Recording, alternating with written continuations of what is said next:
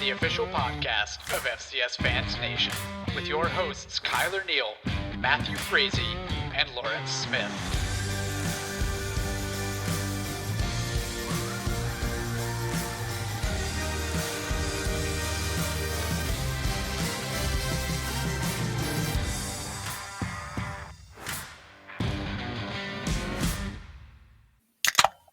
FCS Fans Nation.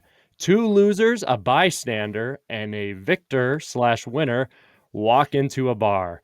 You have found the FCS Fans Nation podcast, unbiased Bison admin Matt Frazee, joined by Chris Hammond, Jamie Williams, and special guest again, Mr. Brandon Owens from the podcast Cocky Nation. Those two losers are Brandon and myself, Chris, the playoff bystander, and Jamie Williams, a Dukes fan with a win this weekend. Welcome to the FCS Fans Nation podcast, driven by the FCS Fans Nation page on Facebook, Twitter, Instagram. Thanks again for joining us, guys. And we are down to the final four. And while I know how a few of us are feeling, Chris, I'm just going to ask how you're doing to start this pod, man, because you have no dog in this fight. How was your playoff weekend, my man? It was a good weekend. I mean, for the most part, the games were all pretty exciting. I know even you think about JMU was able to hand North Dakota probably the most uncompetitive game, but even that, North Dakota kept fighting there till the end. So all in all, it was a great weekend for football. But I just want to know, you've said all four of us walk into a bar. Which bar in Frisco is it? Because this is the Frisco crew. We have 5 offers right now to, free drinks, the FCS Fans Nation admins. We get treated like kings down there. So we'll have to be a little selective with who we choose overall. No, I'm kidding. We'll find a good spot down there. I know Top Golf is definitely high on my priority, though. We don't have fancy things like that up here in Fargo. We don't in Idaho either. Let's do it. Lots of public land, though.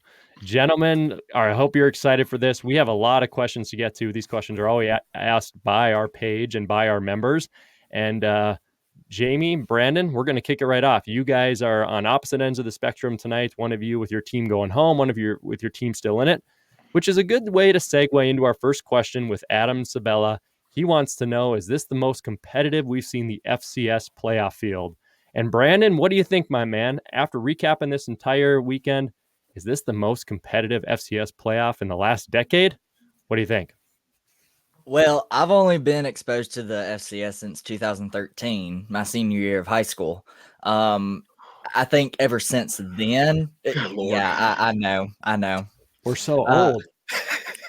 But ever since 2013, I think this is the most competitive, even though my game, Jacksonville State versus Delaware, it was very lopsided. Not in a bad way, but it was very Delaware dominant the entire game. But other than that, it's been very competitive. I think it just kind of feels like you don't have a guaranteed team that's going to be there. And that really has changed things. Typically, it's like NDSU and probably JMU or somebody else. I mean, the last 3-4 years, as Jamie's pointing out. But it kind of feels a little more open, even though we might end up with the Dukes right now. What's your perspective on that with the competitiveness of the field, Jamie? Because you are a Dukes fan. Your team is still alive. Do you feel like it's normal? We're heading off to Frisco, or do you feel a little bit more nerves every game this year? There's always nerves. I mean, nothing's given, and it has been really competitive. Even you look back, you thought Sam Houston was going to boat race Monmouth, and that was a 6-point game. You thought Delaware was going to boat race Sacred Heart. That was a 9-point game. That was really close. So it's really competitive. It's been good football to watch, and that's really what you want. Now, for me, I would love to see my team just blow the other team out because it's good for my nerves. But the games have been good. I'm sure Chris, as a bystander, has enjoyed all the games, provided he's winning some money on it. Yeah, he's got those bills down. Chris, do you think that there is a common theme that separates the winners from the losers in this last weekend's game in the quarterfinals? Scott Moody asked that question. What do you think about the competitiveness, and is there some sort of common theme amongst the victors? What do you think, my man? Well, I think the competitiveness is kind of I don't want to say obvious, right? Because you still had a lot of at-large bids. Auto AQ bids.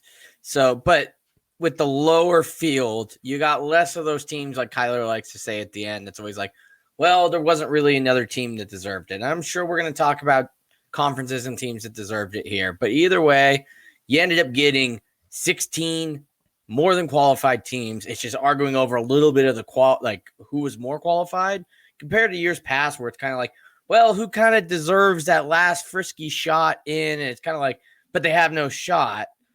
I mean, you're looking at this. We have an upset of a seed right now, right? One of the at-large bids. Well, I guess they were AQ because they won the CAA, but whatever, a not seeded team got to win this weekend. And we've had a lot of these teams like Southern Illinois play very competitive. And Jamie touched on some of the other ones in the first round. So I think the limited field, though not fun for the FCS as a whole, because less of our teams are getting in, bred kind of a more competitive bracket from the jump. Man, common theme. It felt like, I was going to say, if Jamie wants to take it, my opinion is just the defensive and offensive lines. I think you saw the teams that were able to control the line of scrimmage, which is weird to say because Sam Houston seemed to do that against NDSU, which is, I don't think anybody really thought was a super big possibility, but the line of scrimmage just seemed to be super important in all of these games. I think the common theme for me is rotate names out for numbers or rankings or seeds, and things are pretty dang normal. North Dakota State, James Madison. Well, they're not the 1 seeds. They're not the 2 seeds. Look at the last decade. You have your Towson that makes it, and Towson was actually seeded in 2013. You have your Illinois State, who wasn't a top 2, but they were seeded when they made it to the championship. The big dogs are still here. The final 4, there's only 1 loss in between all of them. So the undefeated, higher ranked, Delaware was probably a fringe seed, are ending up in the semifinals. So my theme for the weekend is the underdogs are sexy and cool to talk about. And wow, what a great story. But just like Cowherd and others say on their shows about the NCAA men's basketball tournament, the Duke and the North Carolina and the whoever typically ends up winning it, or the higher rated seed. So Jamie, I saw you wanted to get some input put on here, man. Yeah, so I did a little research on Scott Moody's question. And the first thing that I thought was, like Chris said, was the lines, and it was the run game.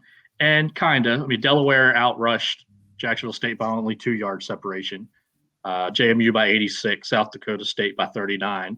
But NDSU outrushed Sam Houston by 49. So not really a common theme, but NDSU threw for, not very many yards. Then I thought third downs, no theme there. The one theme that I saw, turnovers. Delaware and Jacksonville State were even. James Madison +1. Sam Houston and South Dakota State both +3. Close games. You take even one of those turnovers off the board for Southern Illinois or for NDSU, and you may be looking at a different semifinal. So that's kind of what I came up with in the research, because that question really intrigued me when I saw it. So I wanted to do some work on it. Yeah, man. Kudos to you. That is some in-depth stuff right there, and not much more. I don't think we need to dive into that much more. The turnover battle certainly played a factor, and we're going to have to see if that is a common theme going into next weekend's games. Well done. You kind of mentioned that Delaware win over Jacksonville State. Sorry, Brandon Owens, we're in the same boat tonight. I'm officially drinking summer shandy because my spring is over. Oh, so sad. No one gives a crap about the Bison fan, and you shouldn't. Brandon, let's talk about your Jacksonville State Gamecocks, my man. This is a question from not only yourself before we decide to have you on as a special guest, which we're happy to have you. Subscribe to Cocky Nation. You can find it on iTunes and everywhere you find your Apple and Spotify podcasts. But Joshua Hoffman wants to know, is a coaching change worth it for Jacksonville State? And also, can someone help me get off work so I can get to the game?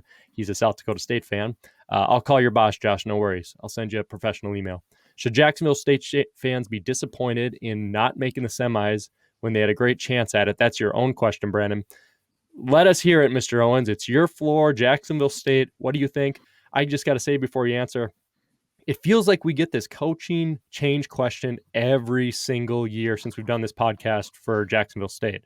So what are your thoughts on the game, Jacksonville State as a whole, and moving forward? Floor is yours, my man. So I'll answer my first question first. As for being disappointed, Gamecock fans, you should be disappointed. When you have all of that talent that isn't being utilized on offense and being completely shut down in playoffs, when you are playing a good opponent every year, something needs to change. I mean, here's a stat to kind of answer Josh Hoffman's question. Out of the past 7 playoff appearances for us, 5 of them have ended in the quarterfinals or second round. We have had multiple discipline issues since 2016, basically penalties. Here's the interesting stat. 22 of 62 games with 80 plus yards worth of penalties since 2016, with 14 games being 10 plus penalties for over 100 yards. And having the talent to make semis every single year and not doing so with that discipline issue, there needs to be some sort of change. Not to mention, Gross did not do anything, nor did anybody else on the coaching staff do anything to keep the boys fired up once Webb went down. Now, I will say, AC Graham shows some very good promise moving forward. One of my friends at the game, he said, that's Eli Jenkins 2.0. He is 100% correct. It was like watching Eli Jenkins on the field again. Well, that's exciting for the future. What do you think from your perspective of a lot of people will downplay Sam Houston and put them in the boat of Jacksonville State when playoff resume history really isn't the same? What do you think is that difference, Brandon, between you? This is just my personal question. Between you and Sam Houston, Jacksonville State, Sam Houston. What is the difference there in terms of, okay, they're both outside the quote-unquote big 3. They both have good regular seasons, and sometimes they fall short in the playoffs. But Sam Houston seems to have more success. Is it just discipline? What is the difference there, do you think? I think it is discipline, because when you have games that are 80 plus yards in penalties, that's easily possibly one score that could change the entire game. Not to mention Casey Keeler, he has a lot of success in the playoffs, and we've played Sam Houston twice, lost to him in 2014 and lost to him beat him in 2015, completely destroyed him in 15. Right. So I think it's just the fact that Casey Keeler has more experience and John Gross doesn't have the experience Casey Keeler does when he came from Delaware to Sam Houston State. Interesting. Chris, coming from a little bit of an outsider's perspective, what did you think about that Jacksonville State-Delaware game and that final score? Surprised at it all? I personally was saying to coworkers all week, my coworker, Michael, he was like, should I put money on this Jacksonville State or Delaware team? And I said, put it on Jacksonville State. They're at home.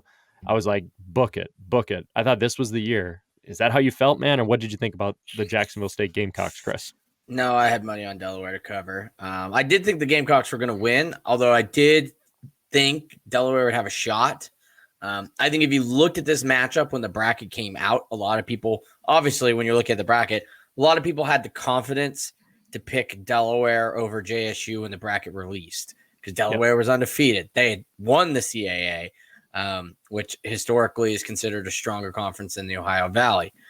Now, I think after the way Delaware struggled and how JSU's first round went, you would have been a little bit tougher to find as many people as confident in that pick if we had asked people to re-pick last week. So I do think, like you said, it was a smart choice. Delaware looked at maybe they had snuck in right with the CAA North not quite being as competitive as maybe we thought it was, but they put that to rest. Jacksonville State was a good team, but I just thought Delaware looked good all year. Some would say looked like the best team in the FCS, or at least the CAA. And I mean, we'll see. We could have an all CAA final here shortly and really see who the real champion of the CAA was, which would be kind of hilarious. But no, I mean, I had money on Delaware to win, or not to win, but to cover. I thought JSU would win. When the quarterback went down, it's hard in a regular season game to be able to replace a starting quarterback who's performed so well for you during the season like Webb. And then to do that in the playoffs on the fly when you're not playing a Eastern Illinois or, somebody, you're playing a playoff caliber undefeated Delaware team. I mean, I was on our game thread on Facebook. The Gamecock fans gave up right when he went down. It was like, I don't think we're going to be able to pull this off. And that's how most people think around the country when stuff like that happens. So I think it's actually kind of impressive that they were able to pull back into that game and still keep it close with basically coming into this season, their third string quarterback, because Eric Cooper was the starter, in the fall before getting hurt. And then obviously they found success with Webb. So it's hard to replace the quarterback position. Everybody knows that. I think that's what got people. I would have loved to see this game with a healthy Webb, but who knows? Delaware probably changed their game plan too a little bit when the quarterback went down. So the result could have been the same, but it did feel like a lot of energy was taken out of that game.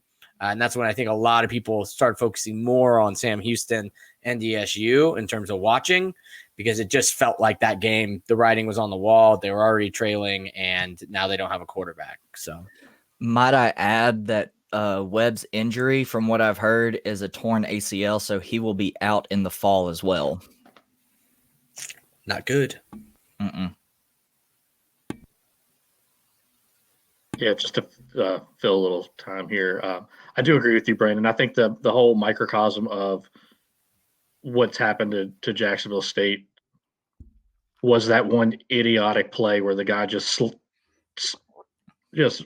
torpedoed into the head of Nolan Henderson. Mm-hmm. That was a stupid play, and It I know was you very stupid. and I know you did. You called him out immediately, so good on you. Same thing happened against Austin Peay when you lost a couple of those stupid penalties.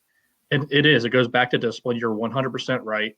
Everything Chris said was right. But I do think for Jacksonville State, it's time to move on. You're a top-notch program. You could attract a very solid, strong head coach that might be able to take you to that next level. With the big three that we've played in the playoffs, we lost to North Dakota State by 27, lost to Youngstown by 16, and we lost to Delaware by 6. So there is improvement as far as playing big three teams. We still are not getting the job done, though. It will be interesting to see what happens with the Gamecocks in the fall. I think most of us would still, with a change of a QB, obviously because of an injury, we hope Webb gets better soon. I think most of us still expect you to come out of the OVC, and once again, we will see what happens in the playoffs. But fall predictions is for a different episode, boys. Mm-hmm. Let's move on to the other loser of the weekend. That would be myself. Jamie, Lee McVeigh, and Amos Fawcett have some questions. Awesome NCAA fan right there. Is NDSU really only 2 points better than Monmouth? Ooh, burn here by Lee, but a good question. And what factors led to NDSU's loss? Home field advantage, crowd noise, the Texas heat, or better coaching? Jamie, you have become very well. You've known NDSU for a while, facing us a few times. What did you think was the factor in that game? A couple of things that are the factor. First, to Lee, no, NDSU is not only 2 points better than Monmouth. The transitive property does not work in football. It's about matchups. NDSU probably still beats Monmouth, but more than 2 points. But another discussion for another day there. NDSU would boil down to two things. The turnovers, which NDSU never has an issue with. They had an issue with turnovers, like I mentioned earlier. They were -3. And their offense became one-dimensional. If it wasn't a run, Cam Miller's young. He might develop into a passer. Zeb Nolan wasn't coming in because he isn't a strong passer this spring. And they had to beat him with the run, and you just couldn't do it. 200 and some yards of offense. And honestly, you got to give credit to Sam Houston, because Casey Keeler a few years ago with somebody like PJ Hall sitting on his side say they didn't have the guys. Right. And his intent, he said it out loud, was he needed to recruit better and play the same style as NDSU and James Madison if he wanted to beat them. He did it. It took a couple of years, but here they are. He's seeing the fruits. They're reaping the rewards. They just beat the Bison. They've got the other one coming to their barn this week. So he basically has backed up what he said he was going to do, as much as I don't like Keeler from his Delaware days, and that's the only reason I don't. He's a hell of a coach, and you see why they continue to make it to the semifinals. And they do get a bad rap because they too keep getting stomped by the best teams, but they don't lose games that they shouldn't lose in the playoffs for the most part. They just get beat by better teams. And a lot of credit to Keeler, a lot of credit to the recruiting, whoever, that whole staff. And so I know we kind of took that away from what happened to the Bison, but Sam Houston happened to the Bison, and you got to give Sam credit. And I know, Matt, you have all year. So Yeah, just turnovers and the inability to throw the ball, and Sam Houston had the game plan to make it happen. You're spot on, man, with everything you're saying. And number one is credit to the Bearkats. I've been the Bearcat guy since beginning of the preseason. I'm very proud of that prediction. I knew that defense was going to be better. I knew they were going to be healthy. I knew they were going to come back and be a better team. I don't know if I expected them to be as good as they've been, but you're right. I saw on our page today, a Sam Houston fan posted that Casey Keeler went to the administration and said, I need to look into stamina coaches. I need to look into strength and developmental coaches. We need to bring the right guys in so we can develop big, guys in the line, guys to compete. We want to be James Madison. We want to be NDSU. The stuff we're doing is not working. And the proof is in the pudding.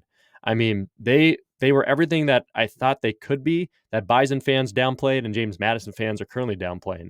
They were able to stop the run. The defensive line was big. Our offensive line never was able to overtake the game.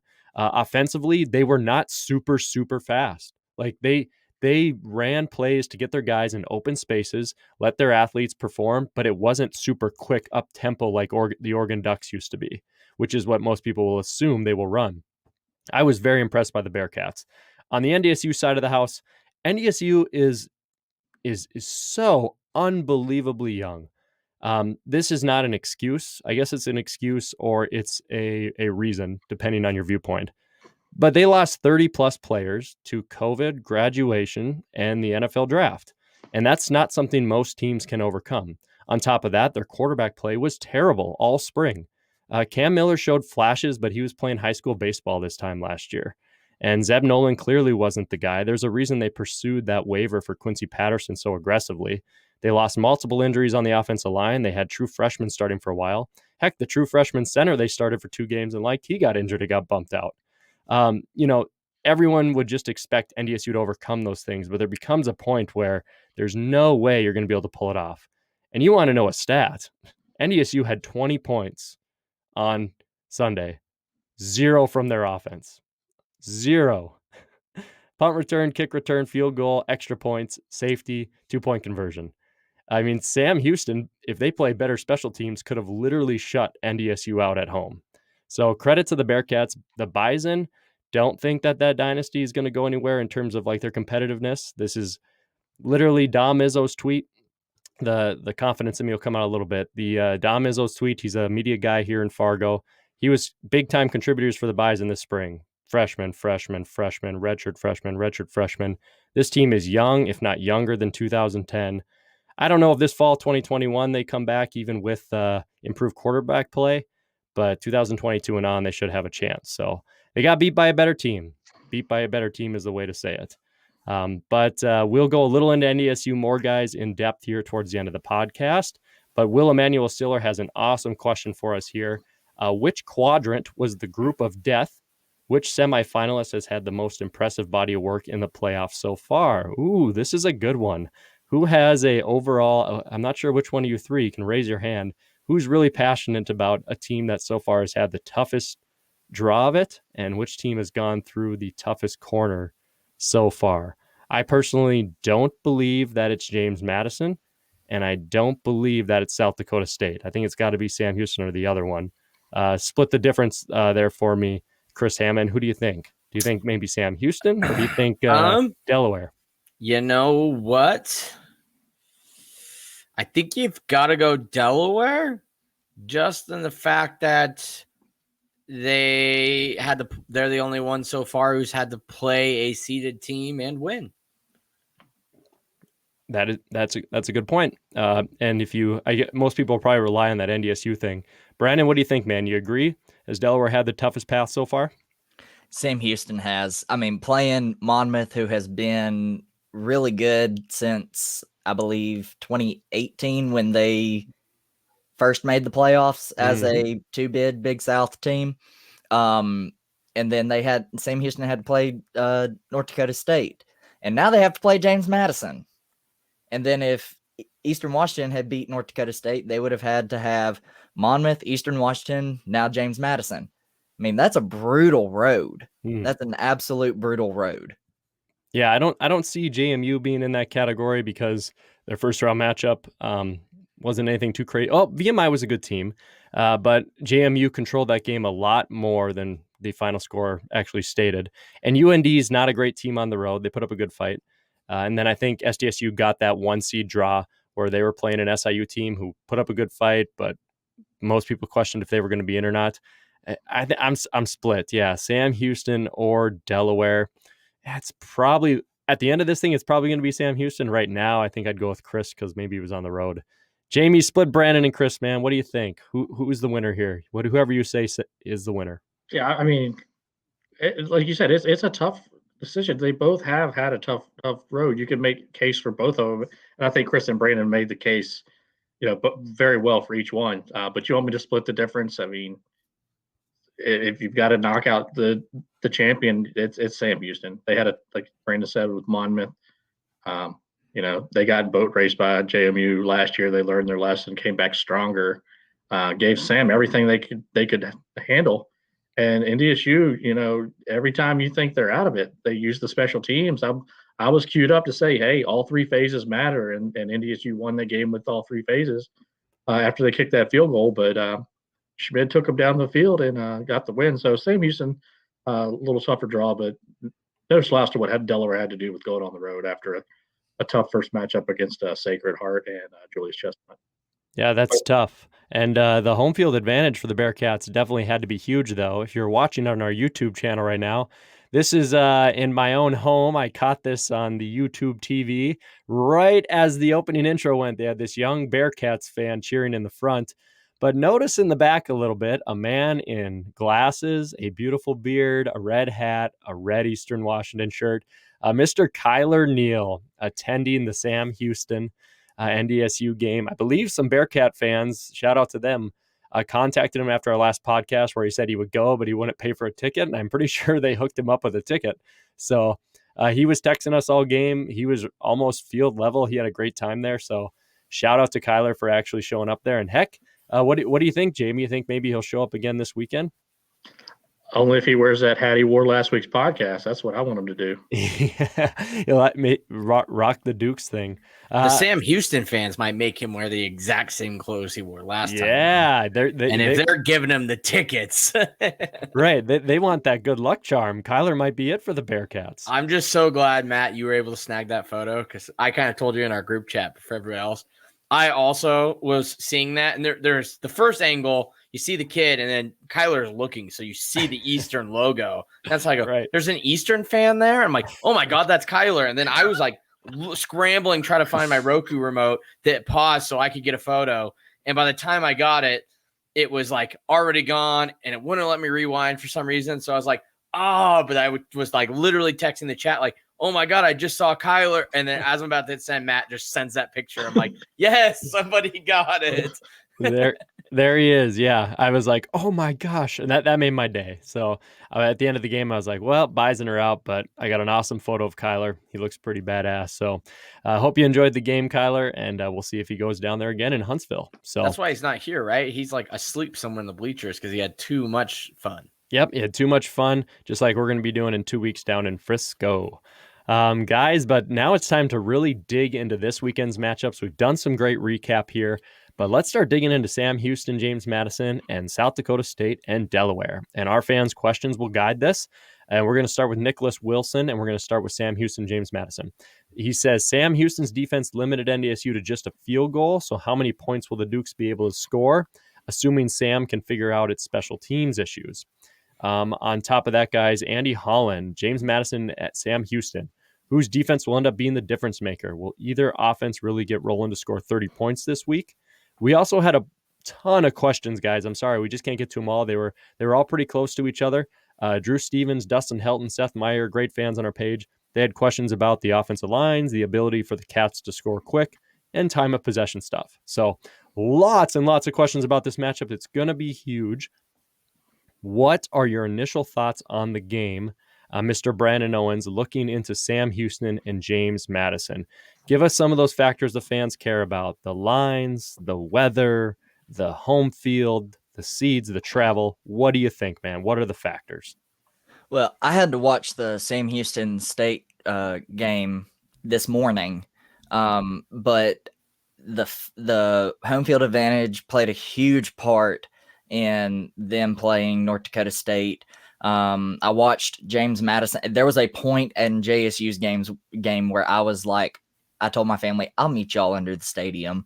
And I was watching the James Madison game, and James Madison was firing on all cylinders.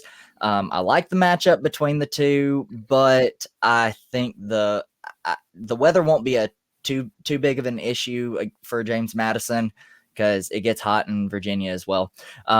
So I just really like this matchup. But I think with James Madison having a top 15 defense, I'm assuming they will probably score a lot more than North Dakota. I don't know about North Dakota State, but I'm assuming they'll score more than 3 because the offense for North Dakota State was only limited to a field goal, right? That is correct. Okay. Yeah, all special teams points. The offense scored 0. I mean, they scored a 2-point conversion, but yeah, it was all special teams. James Madison will definitely score more than 3 points. Cole Johnson had a really good game against North Dakota, 14 for 17, 251 yards, 2 touchdowns, as well as Obesi. Do I have that correct? There you go. Percy Ajay Oberse. Okay. Thank you for correcting me. He had 27 carries, 128 yards, 2 touchdowns. I won't give a prediction yet, but this will be another slugfest. What if I told you that for rushing defense, James Madison and Sam Houston are right next to each other? Number 3, number 4 in the country for top 5 rushing defenses. So something's going to have to bend. Something's going to have to break there. What do you think, Jamie, when you hear this is not soft Houston, who's just going to let you run all over them, as we've seen the last couple weeks? The defense has held and allowed them to win games. What is your perspective from the Dukes on this matchup going into it, man? Yeah, so I'll try to keep it short because I could talk a whole hour about this matchup just because, from my team's perspective. I looked at the same thing, number 3, number 4 rush defense. Took that a little further. It's only a couple yards difference in what they averaged. We averaged, I think, giving up 65, and they give up 67. NDSU ran for 139. We allowed North Dakota to run for 131. So both above the average. I think that both teams are going to try to establish the run, and where you don't think there might be a little advantage potentially, pass defense. James Madison, number 11, and I take this stat for a grain of salt because they play in the Southland. All they do is pass, but Sam Houston 90, and I've grew a little bit more confident after watching how well Cole Johnson played. He's gone a little bit better each week. I was critical of him after the VMI game just because he was 50% completion and missed so many deep shots. Product of the game plan. I wasn't a fan of it. But I felt like last week he played perfect. He hit his deep shots. The one thing you can do against James Madison is you can run a trick play. We fall for all of them. Think about the fake field goal in Frisco. VMI did a flea flicker. Running up on a fake punt the other day. The end around, the hook and lateral. And funny, I was watching the game with my wife, and she hit on it, how aggressive our defense is. They go right to the ball. So if you can get some misdirection, you might be able to hit a big play on us. So she made that comment. So I'll steal her comment since she's not on the podcast, but she was dead on. Such an aggressive offense, our defense, that we pursue the ball so well. But if you misdirect and we overrun it, it sets up for a big play. So that's something I'll be looking for.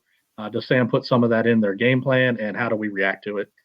So might get to see how the pass game goes, but I think both teams are going to try to run it, and neither team's going to get to 30. Yeah, it's going to be interesting. I mean, if you go into the passing offense and the rushing offense, they basically flip-flop each other, where passing offense, you're looking at number 10 in the nation for Sam Houston, and then James Madison's like number 45 or 46. But then you look at rushing offense, and they're opposite. Like James Madison is top 10, maybe top 5. I'd have to look at it. And then Sam Houston, though, number 5. Okay, good call, my man. And then you look at Sam Houston, and they're like in that 45 to 55 range. Correct me if I'm wrong. 30. 30. Okay, so even better. So it's almost like a flip-flop of the offenses. I'm defending the Bearkats, man. I have all year. Someone needs to sell me on James Madison. And you can get as mad as you want. Sell me on James Madison winning. Because Sam Houston's at home. They've never lost at home. Their defensive line can stop the run. They have the better quarterback. They're built more like JMU NDSU this year. It's on a shorter week because of the Sunday games to the Saturday. The travel's involved.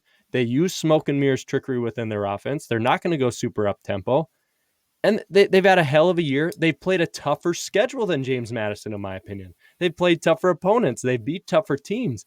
Sell me on the Dukes. I mean, maybe this is just, hey, Matt doesn't have a team, so he's unleashing. But I'm telling you, man, and I have a perfect bracket on the line here, too, so I'm getting nervous. Matt, Sell me on it, man. You're skipping the biggest part of this, too, which that's what I need to hear. Sitting here waiting is we're forgetting, though it was only a 4-point win, you guys have kind of like trickled around this fact. If you take out the special teams play last week, North Dakota State scored 2 points. On a safety from special teams. We blocked the punt. No, I'm saying the 2-point conversion. That is the only points the offense actually put on the board. Now, I get it. Every freaking coach in the world of freaking coaches uses the coach speak that we're going to win offense, defense, and special teams, and all three are important. I think most of us agree. When they say that, we go, yeah, okay, for what, the one blocked field goal we're going to get this year? Yeah, no, special teams does not matter. It did this week. And I'm not a coach. That's why I don't get paid any money and spend way too much time talking about sports on the internet. But I feel like that your punt snap connection is probably one of the easier things to fix with 6 days of practice. I don't see James Madison being able to get 18 points off of special teams this week. Now, does that mean James Madison can't win? Of course not.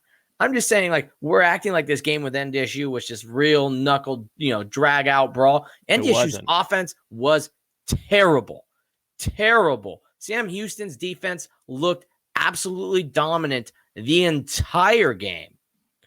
And that's why I'm saying, like, this matchup is not, I think Sam Houston's not going to respect again this because, like, oh, well, they barely beat NDSU. It's like, no, like, they actually, you take out a couple things, football goes the way it does. I get that.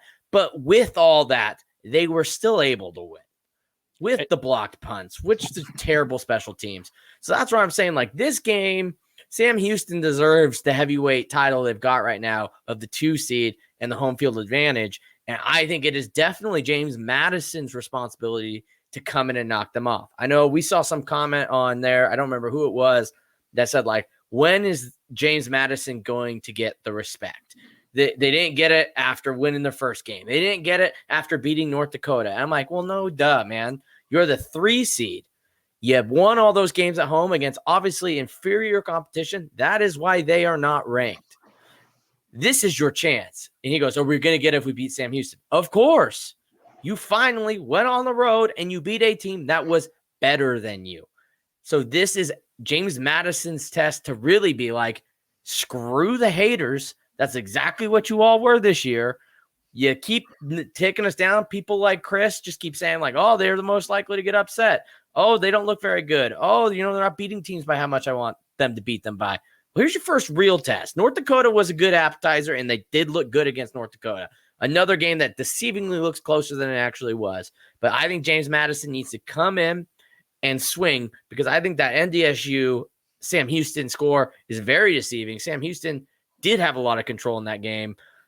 So it's a chance. And James Madison is James Madison. If you need something to prove that James Madison can win it, and we talked about this in our Big Sky Podcast Network thing, one of the R&R Catcast guys goes, I swear James Madison just has 6'2", 240 running backs. Just one after the other after the other. They just have big mother truckers that can just run you over. Now, Sam Houston's got those big mother truckers on the line as well. It's going to be one heck of a game. It's going to be super interesting to watch. And I think this is going to be another just really close game. It's probably the one I'm going to have my eye on more. And to put it in perspective for everybody that's out here saying JMU is not getting respect. Opening spread, James Madison, 1.5-point favorite.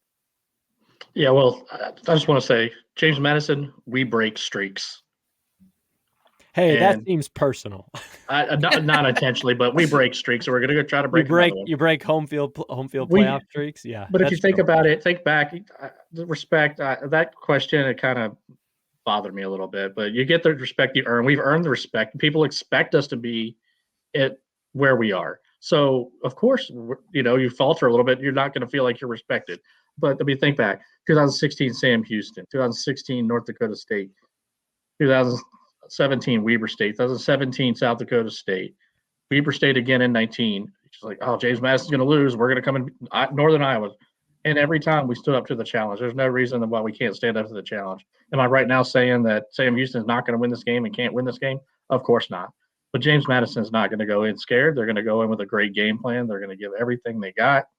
And there's enough talent on the James Madison football team, offensive line, defensive line, to neutralize what they need to neutralize and get the job done. And the better team will do it this weekend, and we'll see which one that is. Yeah, and not to be underestimated here, the Airheads in the desert have this opening as a 1.5 point favorite for JMU. This isn't one of those where they're just trying to get money on each side. 1.5 points is basically saying James Madison is going to win. Yes, if it's a 1 point victory and you bet on Sam Houston, you're going to win money there. But 1.5 is basically just giving you the fact if it's not a pick 'em. Maybe James Madison gets a 0.5 point bump because they are James Madison and they know that name recognition wise will get them that bid. But Vegas is saying it's going to be close and James Madison is going to win. That's the opening spread. The rest of it's what we think, money wise. Vegas thinks 1.5. So, and James Madison. If you need anything else, Vegas is not in the business of losing money, everybody. That's true. Hey, we're gonna cover some predictions here at the end. I love the fire. I think that was good. Just nope. We'll finish it with this. No one will be surprised if James Madison wins the game. I just hope people have the mentality to realize you shouldn't be surprised at all. Also, if the Bearkats pull it off, guys, let's move into our second matchup. South Dakota State and Delaware up there in Brookings. Congratulations to the Rabbits. You are hosting a semifinal game. You didn't have to go through Fargo, and it's your time to shine, baby. And this whole topic is going to be brought up by Mr. Dustin Perman. He says, how will Delaware's style match to South Dakota State? And he says, go Jacks. All right, Jamie, I know quite a bit about South Dakota State being up here in the Valley, but why don't you give some perspective as Delaware coming in to play Dustin's Jackrabbits? How do they compare? I think it's a perfect comp. It's a great comparison. And even the blue and yellow was a great comp. I mean, they both get after it on the defensive side. South Dakota State's done a great job of building that defense in the image of the Christian Roseboom and all those guys. And boy, number 21, does that man hit? Oh, yeah. Good Lord, Stone Lavanovitz, I'm glad he's still alive today. 21 lit him up a few times. Delaware plays that hard-nosed defense. They always have. And that's also a side note why I'm not surprised that Casey Keeler has Sam Houston playing the way, because that's the way his Delaware teams played. And I've been saying for years, all Delaware needed was a quarterback, because they've always had good running backs, and Dejon Lee is a good running back. Jacksonville State did a great job on him this past weekend. So that'll be the key. But Nolan Henderson is their guy. He threw for 250-some yards this past week, took a dirty hit, came back in. So Delaware can match up with South Dakota State. I do still think South Dakota State's a little bit more talented overall. I think when you look at the wide receiver group, the Yankee twins and that big tight end that South Dakota State has might give them a little edge. But Delaware's going to come in with a decent game plan. Danny Rocco's a good coach. Stegelmeyer's a good coach. I think we're looking at two really tight games. But, look for Delaware to try to establish the run, hit those intermediate passes. They play a little bit like South Dakota State. They play a little bit like James Madison, kind of built in that image. So South Dakota State, Delaware, neither one of them is going to be surprised by what they see coming out of on Saturday. Brandon, I want to get your perspective because you saw Delaware play Jacksonville State, obviously. I'm giving away all my predictions, but, I mean, South Dakota State, you want to talk a duo in the backfield for running backs, and South Dakota State fans feeling what they are calling the disrespect. Now, we know stats are involved in the award, but their young freshman, man, Mark Gronowski, he has been an absolute freak for them. So I think better quarterback play. The running backs are studs. Biggest offensive line I've probably seen since 26 JMU and some NDSU teams. and SDSU, just like you said, Jamie, Delaware is missing the quarterback. SDSU, you're like, well, they're missing that top end defense. That top end defense is there to match a hell of a young QB. Man, I got to push back on you a little bit, and we'll wait till prediction time, but I don't think this one's close. I think JMU SHSU is close. I think this is a classic 1 seed taking someone to the woodshed. Brandon, am I wrong on that, or is Jamie right when it comes to a closer game? You saw Delaware up close, my man. I think you are correct as far as South Dakota State goes. I think they're going to control the game a lot, very well, but I think this game is going to be a lot closer than what people think. I saw Nolan Henderson play. He has an arm and a half on him. He's fast when he runs. I turned to one of my friends, I think mid-second quarter, I was like, we have got to shut Nolan Henderson down. We did better in the second half, but it wasn't enough to turn the tables. But I think stopping Nolan Henderson is going to be a big key for South Dakota State. I think South Dakota State has the advantage as far as running backs and the wide receiver twins go. I just think it's going to be a lot closer than what people think, but I am hoping South Dakota State absolutely obliterates Delaware. Delaware ran their mouths a lot, and JSU did a very good job of composing themselves and not getting carried away with that. Oh, letting it get into their head. Really? A really good job? Okay, minus number 8. I was going to say. Minus number 8. You can't. Come on. All right. Minus number 8. The majority of the team did a very good job of not letting it get to their head. But I think Delaware, it's going to be a really close game, but I hope for that reason alone, just because Delaware ran their mouths a lot in Jacksonville, I hope SDSU completely obliterates Delaware. It is going to be interesting, guys. We are going to everyone's going to get their chance to speak their piece on these upcoming games as we end the podcast here after our quick hit questions with some predictions. And let's get to those quick hit questions right away, guys. I'll just kind of keep these at one a person so we can get good predictions in. Bruce Edmiston, Keo Wilson, did the Missouri Valley deserve 5 spots in the playoffs? Keo also asking, is there kind of an asterisk on the playoffs because the Valley got 5 teams? I think we've rehashed this for a couple weeks. I'm just going to put it this way, guys. In the beginning, the Valley won because they got 5 teams, and we were the best conference. And then in the quarterfinals, the Valley won because 4 of 8 of them existed. Now the Valley sucks because there's only 1 left. But wait, if SDSU wins, they'll have half the field again.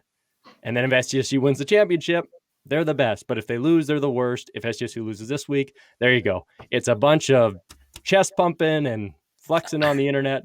Did they deserve 5 teams? No, they deserved 4. 5 was terrible, just like the CAA getting 6 in 2018. But the whole narrative stuff is getting really ridiculous. I just love kind of how you said it. Just the difference 8 days made.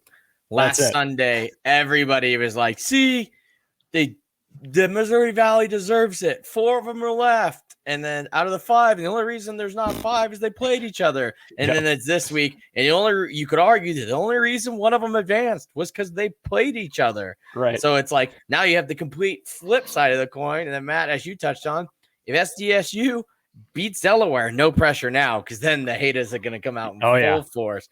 But if they do, then it's like, well, we're back to 50%. So we only got 33% of the field, but now we make up 50% of it. So it's like, I feel like it's just set up for next week, South Dakota State to maybe possibly, I hope not, we'll get to this later, but if they blow out Delaware, oh my God, we're going to get the same question from the other side again of see, this is why the Missouri Valley deserved it. Southern Illinois is a 40-point better team than Delaware. And man, I just can't wait for the drama on the page. It just keep unfolding week over week. Same topic, different fire. There you go. And as we move on to the next question, golf clap to the CAA though, and you, Jamie. 100% of your teams are in the semifinals. That is impressive. That is pretty sick. We do. Dustin Helton says, can you stop with the 5 Missouri Valley and 2 CAA team posts? You all look like idiots. So he wanted the whole page to know that. And he also said, stop with the dynasty is dead talk. He's referring to NDSU. I've kind of already touched on this, but Dustin's right. NDSU is super young. Expect by 2022 them to be one of those teams where once again you're like, oh crap, Frisco maybe. 2021 probably a quarterfinals to semifinals. So we'll see. And that was my point. I think we said this on like the first episode when they lost. Is it's like, yeah, if NDSU fans' version of the dynasty is, winning 8 of 10 or whatever in the decade, then yeah, that statistically is so unlikely to happen again. Then yeah, the dynasty is dead. But I mean, they're probably going to be that team that's like a James Madison that they go and then maybe they're not there for a year or two, but then they're back, and then maybe not a year or two, but they're still competitive, and then they're back. Like more of like Alabama doesn't make it to the national championship every year, but it feels like they do. And I think that's more of where the dynasty is going, just because, I mean, football's natural, has turnover. USC was really good in the 2000s, has sucked in the 2010s, right? And Alabama and Clemson have become something. And that's just, Miami used to be good. And Nebraska, it's just how it works. I think the dynasty is just more, I don't even want to say average, because I could see them probably winning 5 next year, but average. Not 8 or 10. How about that?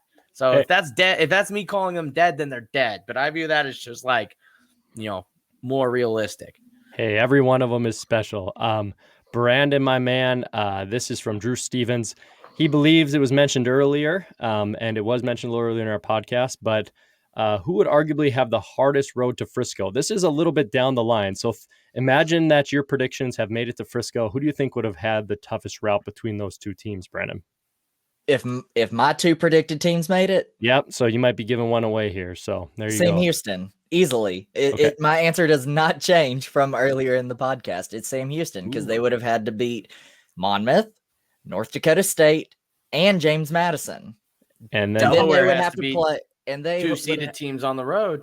Yeah, if Delaware makes it, though. If Delaware That's makes true. it, but in my case, they don't. That's true. Okay, fair enough. I see where we're going. I was like, I have SDSU in my bracket as well, but we'll see about today. And kudos to your bracket, Chris. It's not perfect, but it's okay, I suppose.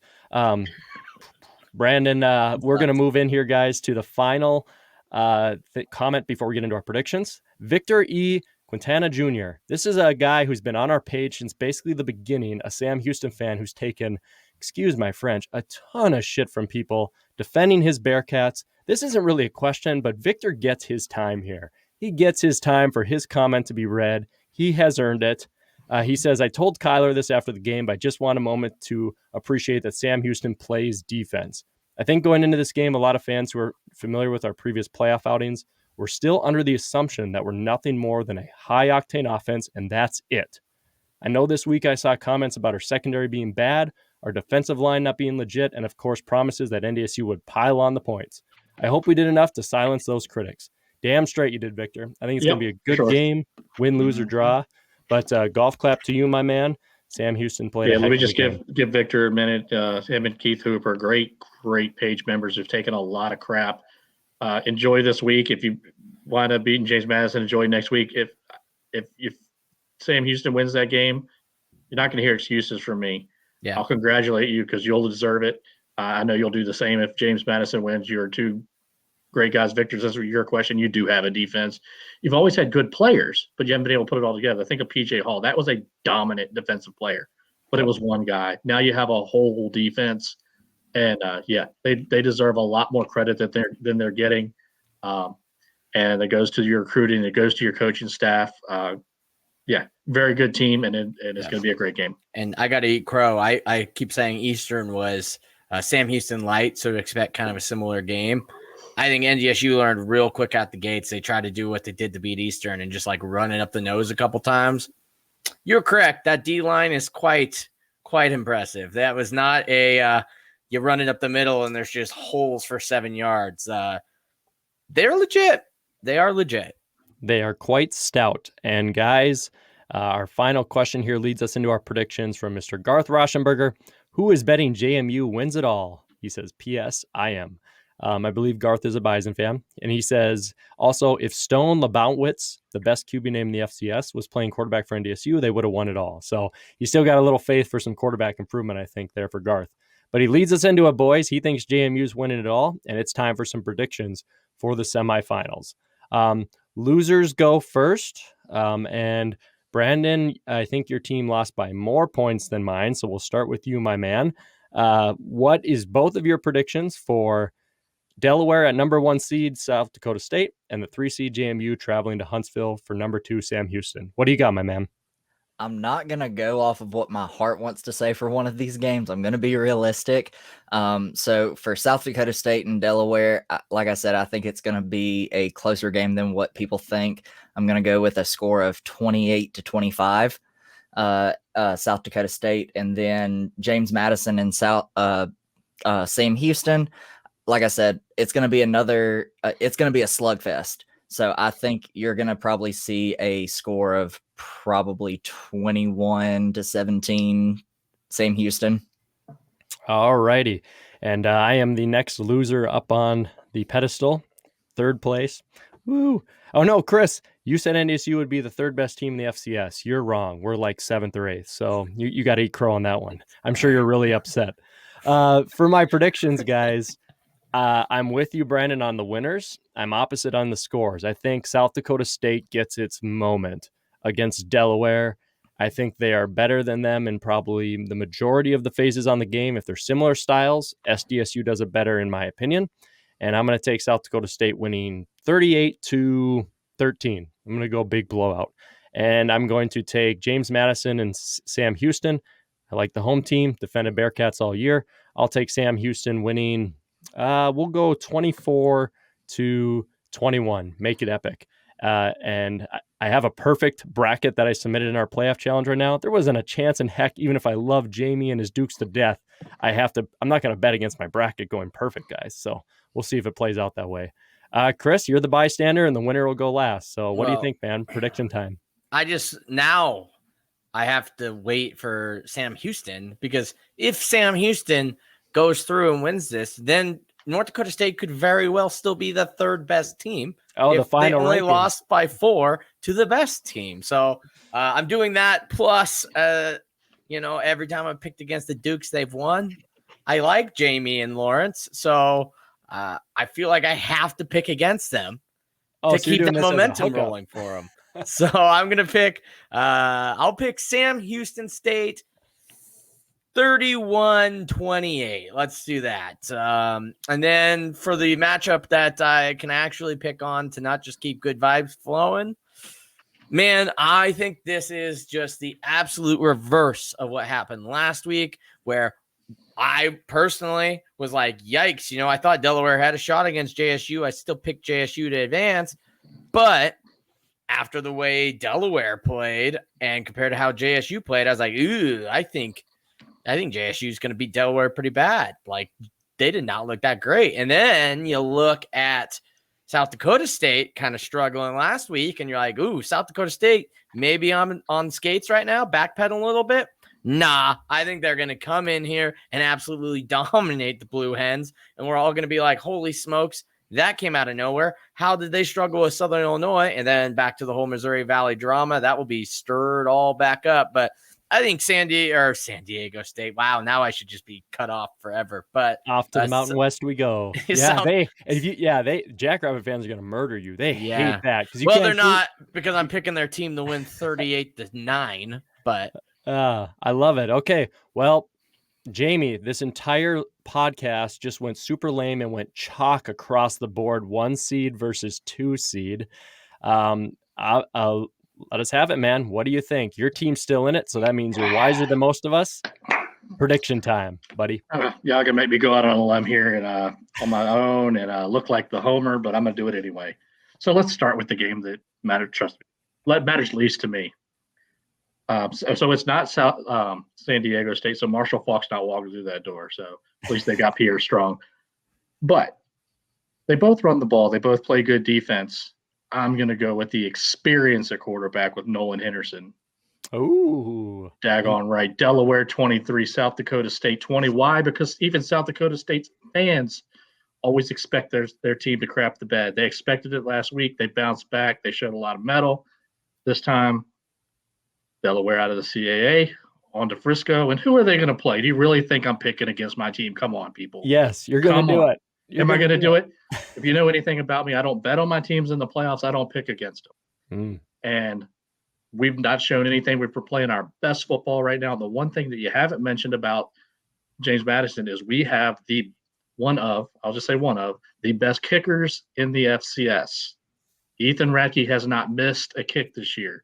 He has ice in his veins. If you go back to 2017 quarterfinals, Weber State, no time on the clock, 46 yards or whatever it was, somewhere in that range, booted it through. Guess what? We're going to have a tie game late. Ethan's going to line up for a field goal. 27-24. Your Dukes are back in Frisco, baby. Ooh, here we go. CAA matchup. The Valley narrative burns to the ground, and Jamie Williams and the Dukes have a chance to throw streamers and shoot the confetti. Love the prediction, guys. We'll see how it all plays out. And that is the finale of our questions, guys, as we are heading into the semifinals this weekend, the Final Four. Big shout out to Brandon Owens for joining us. Thank you so much, Brandon, from Cocky Nation. We check the description below on YouTube to be able to go to all the links where Cocky Nation's at. Make sure you give them a subscription.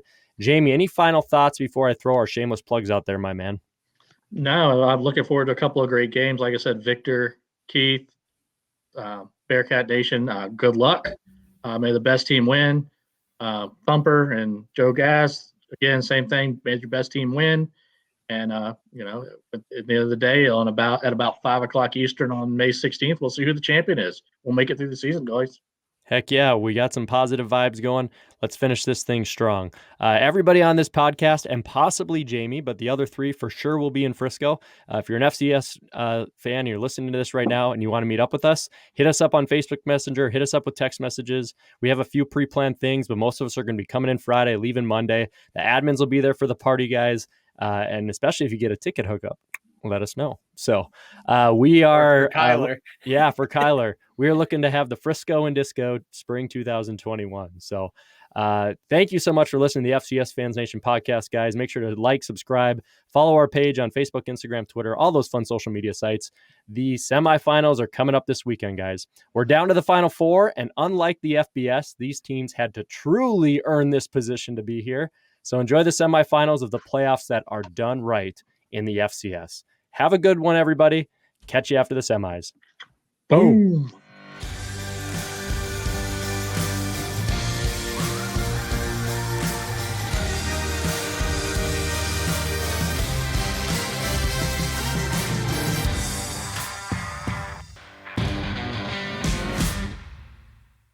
Got summer shanty too tonight, boys.